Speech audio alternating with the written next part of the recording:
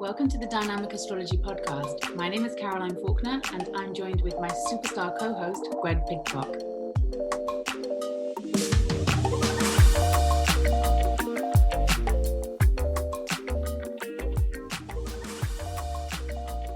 I'm really excited to introduce my really good friend, NJ Falk.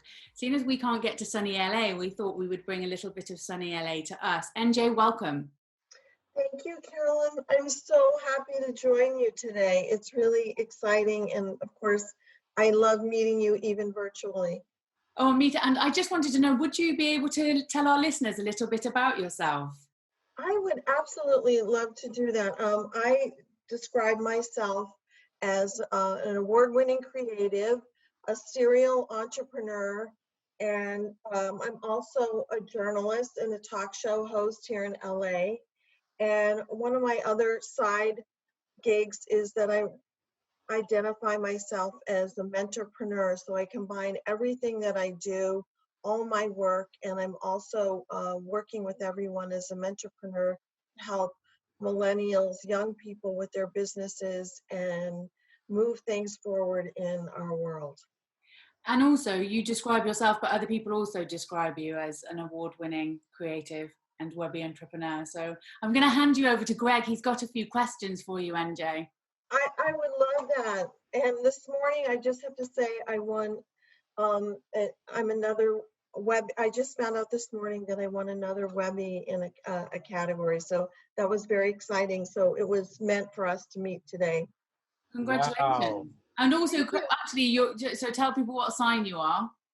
Oh, you probably know my chart better than I do, but I'm a Leo with Leo rising and an Aquarius moon. Wait, no, Aquarius rising, Leo moon.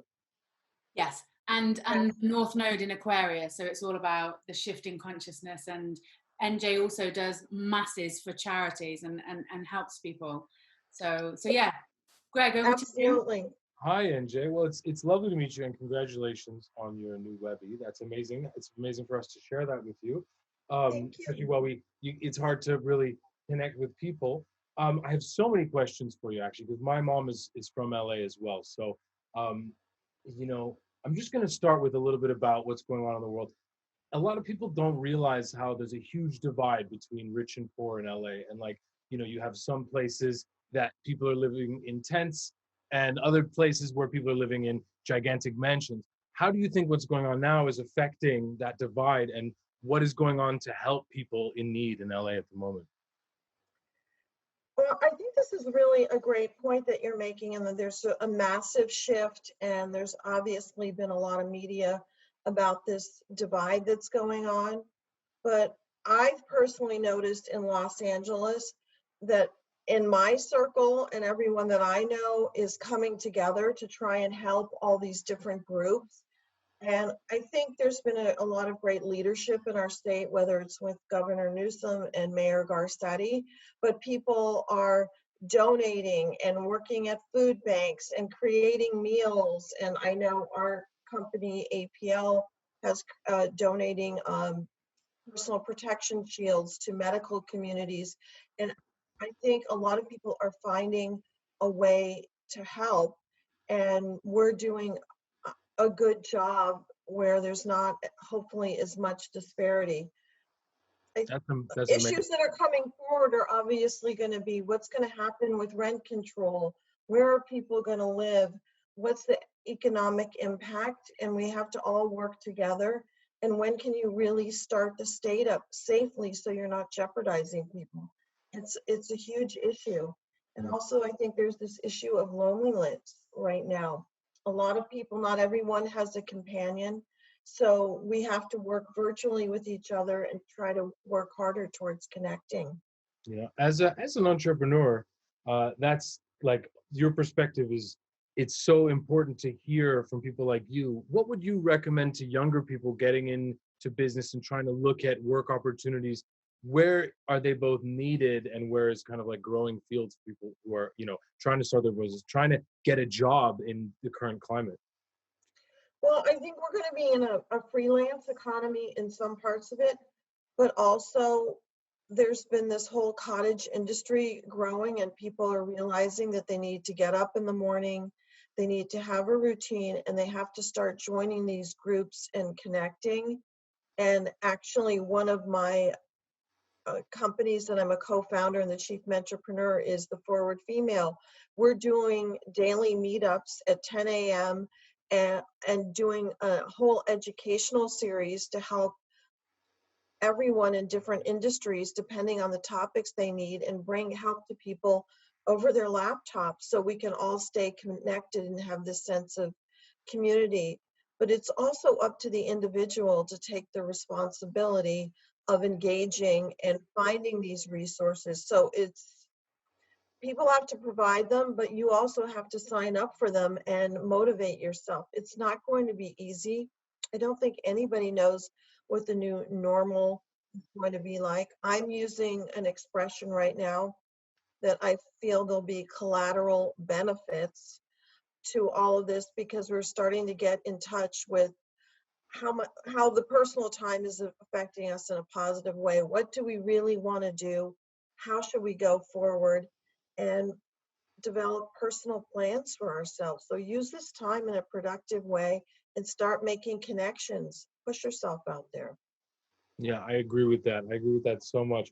In fact, there are times where I've wished for this type of clarity to be able to focus on what's coming next, because, you know, I have all the time in the world to think about it until I put that plan into action. Now, when you say, you know, taking initiative, what would you say to people who are having trouble right now with this lack of connection, feeling motivated? Because that's something I get a lot of people like, I just don't know. Like, I used to work in this, that is completely closed. How do I, where do I even begin? You know, that's a big thing for a lot of people.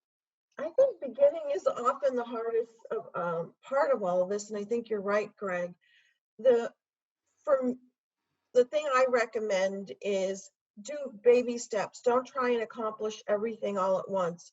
Make a schedule. Get up in the morning. Try and have a schedule. Build a routine for yourself and start to ask yourself, this is the perfect opportunity. What have I always wanted to do? At that point, you can start to lay out some plans for yourself. Well, maybe I need to connect here and connect there. And networking is the best thing that you can give yourself for your entire life as you build your network. And I think Carolyne and I both know this. Having a robust network helps you when things aren't going smoothly just as much as when they are going smoothly. Yeah. So reach out to your network. I know when I moved to Los Angeles, I did not know a soul. I needed a new job. And I started telling everybody I needed a job. I wanted to work in the entertainment industry. And lo and behold, within weeks, I started having connections, and I ended up my first job here working at MGM Studios. But that was because I put my pride aside and said, you know what, I need to get out there for myself. And I made myself vulnerable, and there's nothing wrong with that. I mean, everyone is feeling that way these days. Yeah, I think that's a really key point. It's just knowing and visualizing the future and going, okay, this is what I need. And if I inform the people around me, who knows who might come out of the woodwork and actually be able to help, if not now, but later. So that's a beautiful point, and it's something I can apply to myself.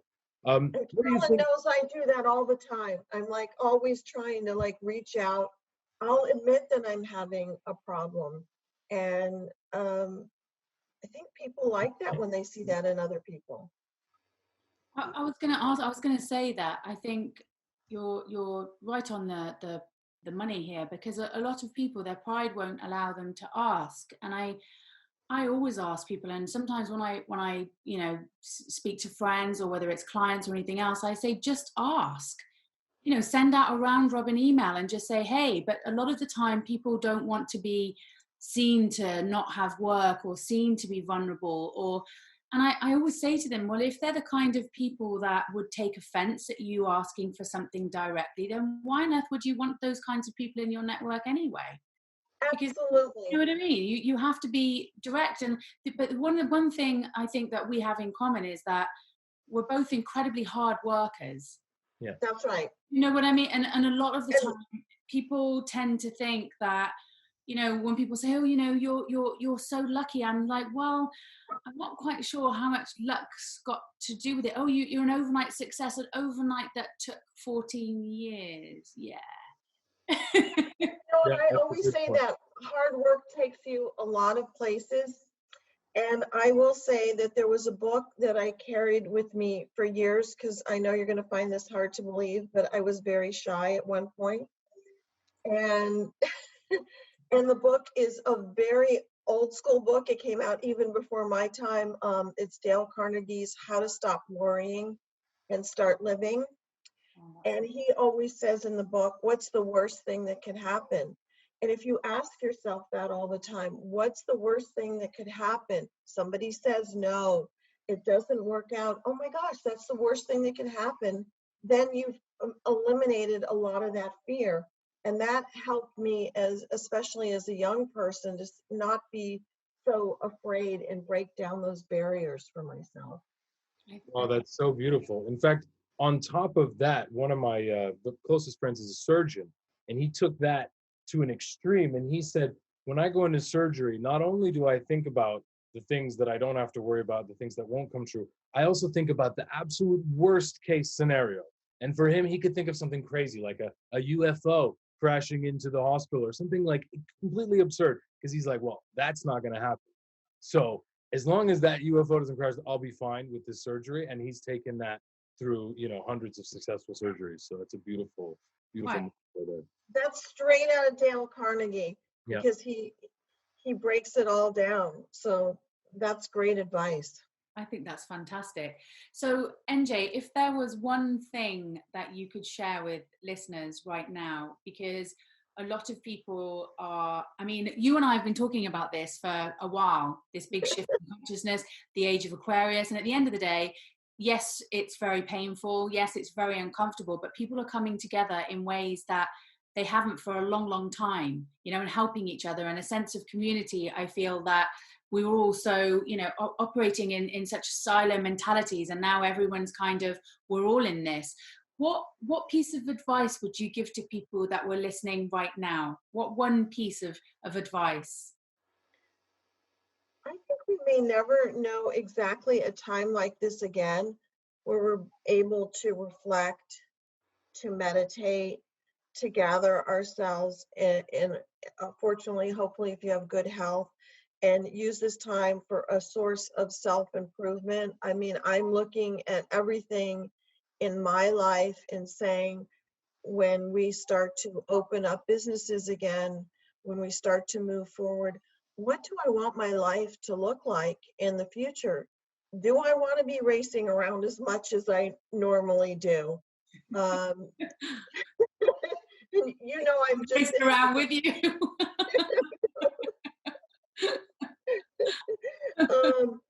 what, who do I want to spend time with? What do I want for my future?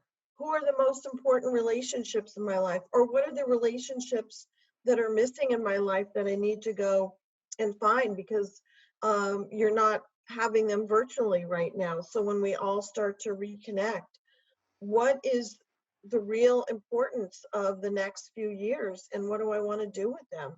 I've also used the time to be more productive, to get more organized, and also read and reflect on things that I really didn't have time for before. So I think it's kind of this healing self-help. And you and I've talked about the age of Aquarius, and feel like there's this an enormous emotional cleansing process happening right now. And if you're smart, you're going to use that time in that way, and you're going to come out feeling so much better, and also grateful for your health and anything that you have in your life. Exactly. NJ, thank you so much for joining us. We were hoping that when we are allowed out again, that we could do a little regroup and just have another little podcast on. At the moment, it's we're talking about life BC before Corona, and then hopefully we'll regroup ABC. I would love that. And the thing that's happened that's so wonderful is we're finding new ways to reach out to each other and connect.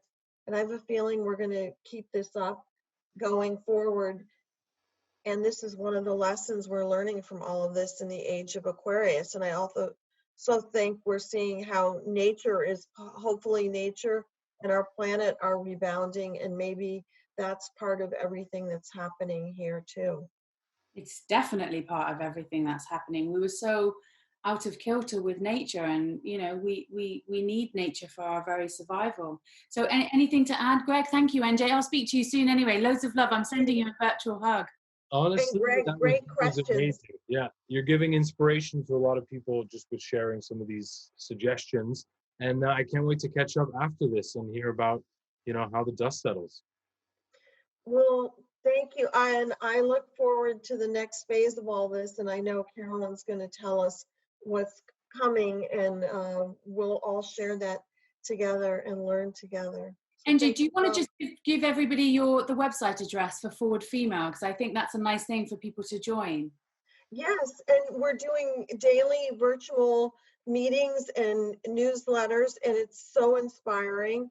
And you can be mentored too. It's forwardfemale.com, and it's a global audience where we have people from the US and all of other countries around the world joining us, and experts in all different types of fields, so that everyone can get the kind of input that they need right now to move forward. Thank you so much, NJ. Have a Great. good Thank day. you. Bye.